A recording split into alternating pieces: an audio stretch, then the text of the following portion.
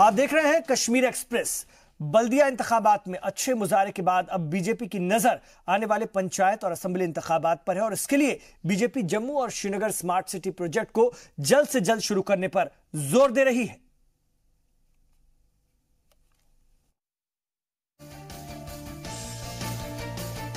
रियासत में मिलिटेंसी के साए में ही सभी बल्दिया इंतखाबात कराए गए। कहीं वोटिंग हुई तो कहीं नहीं हुई। कहीं उम्मीदवार डर के मारे इंतखाबात से दूर रहे तो कहीं उम्मीदवारों ने हिम्मत दिखाई। आजाद उम्मीदवारों के अलावा बीजेपी के ज्यादातर उम्मीदवारों ने जीत दर्ज की। कहीं दिलचस्प मुकाबले के बाद जीत मिली तो कहीं बिला मुकाबला ही उम्मीदवार चुन लिए गए। बल्दिया इंतखाबात के बाद अब बारी है पंचायत इंतखाबात की और उसके बाद असेंबली के इंतखाबात कराए जाने की भी खबरें सियासी गलियारों में घूम रही हैं। इन सब के बीच बीजेपी रियासत में अपने रूट फैलाने और उसे मजबूत करने का एक भी मौका नहीं छोड़ रही। पंचायत और आने वाले असेंबली इंतखाबात में बीजेपी डेवलपमेंट के मुद्दे को ही हथियार बनाकर इंतखाबी मैदान में कूदने का मन बना रही है। इसके लिए बीजेपी के छोटे से बड़े सभी लीडरान लोगों को स्मार्ट सिटी का ख्वाब दिखाने लगे हैं। अच्छा, जो जम्मू के लोगों की उम्मीद है भारतीय जनता पार्टी के ऊपर या हम पार्षद के ऊपर, हम सब मिलके 75 के 75 कारपोरेटर एक बार जम्मू शहर को ऐसा शहर बना देंगे, चाहे जो लोग वैष्णो देवी डायरेक्ट जाते हैं ट्रेन से, उनमें मन में ये लालसा हो के आती बार हम जम्मू जाएंगे। जम्मू के विकास के लिए हमारे सब पार्षद जो है जम्मू विकास के लिए और जम्मू को सुंदर बनाने के लिए एकजुट होकर काम करेंगे और जम्मू की जनता का विश्वास जो है वो बहाल रखेंगे। मेरा मानना है कि बढ़ोतरी होगी काम में और एक अच्छे वातावरण में, क्योंकि स्वच्छता में हमारे सभी कारपोरेटर्स काउंसलर जो हैं बड़े आराम से काम कर सकते हैं। और मेरा मानना है कि जो बड़े प्रोजेक्ट्स को लेकर कहीं कमियां थी म्युनिसिपल कारपोरेशन बनने के बाद वो कमियां दूर होंगी। बीजेपी को रियासत में मजबूत करने के लिए स्मार्ट सिटी प्रोजेक्ट्स में तेजी लाने पर जोर दिया जा रहा है। पहले फेज में पुराने शहर पर फोकस करते हुए उसे डेवलप किया जाएगा। इस सिलसिले में पंज तीर्थी और पीर खो में मल्टी लेवल पार्किंग बनाई जा रही है। शहर की गलियों नालियों को बनाने के साथ ही पुराने शहर को हेरिटेज लुक दिया जाएगा।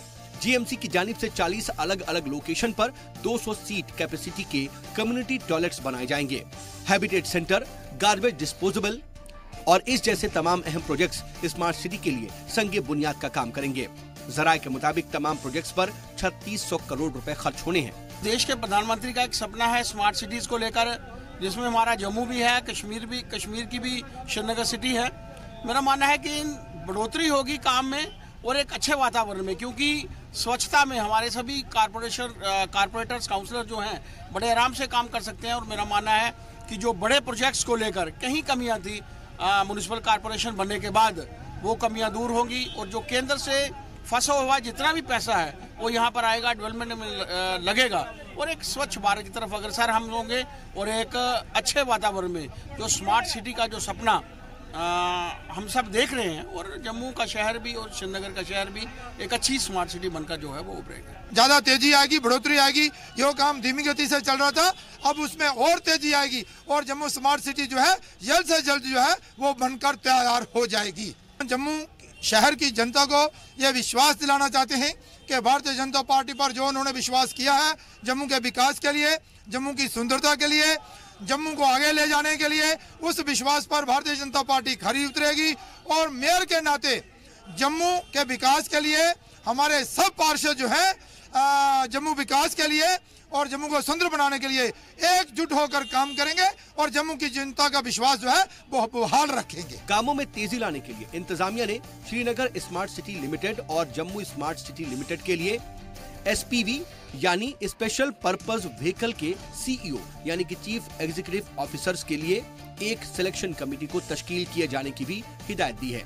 इधर बीजेपी इसे रियासत के आवाम का भरोसा जीतने का सुनहरा मौका समझ रही है ताकि बीजेपी अपने मिशन 44 के ख्वाब को पूरा कर सके। जी सलाम के लिए जम्मू से राजन वैद की रिपोर्ट।